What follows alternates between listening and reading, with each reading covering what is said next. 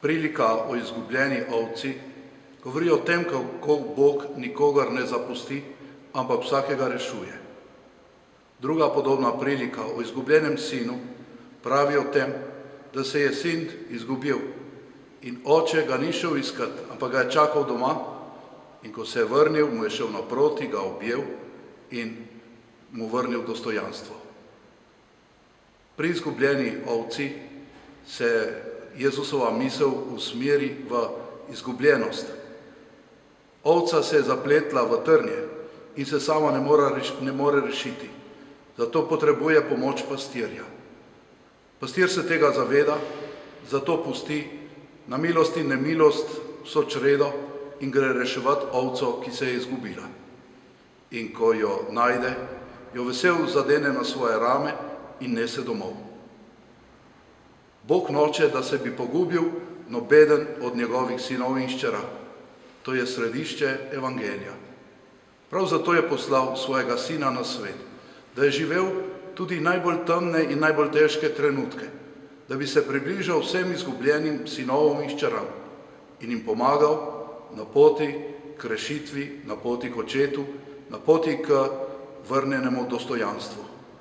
Tudi mi smo poklicani, da bi po svojih močeh in svojih možnostih se odlepili od naših kavčev, kot pravi papež Frančišek, in se podali k ljudem, ki so okrog nas, k izgubljenim sinovom in hčeram, k ljudem, ki so sami v domovih upokojencev, k mladim, ki so izgubili voljo do življenja, k ljudem, ki ne vidijo več smisla in nekako živijo v svoji zapuščenosti.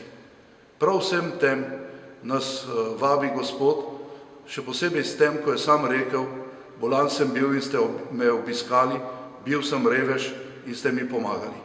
V teh ljudeh nas želi srečati on.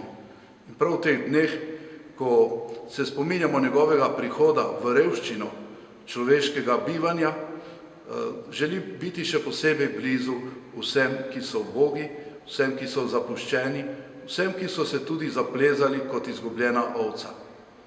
Sam imam v teh dneh veliko prilike, da se srečam s takimi ljudmi.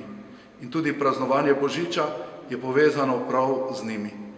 Tako začnemo že na sveti večer s prvo božično mašo v domu upokojencev, kjer so ljudje, ki so pogosto sami, ki se spominjajo svojih nekdanjih božičnih svetih večerov in obenem tudi čutijo velikokrat utesnjenost, ker so sami.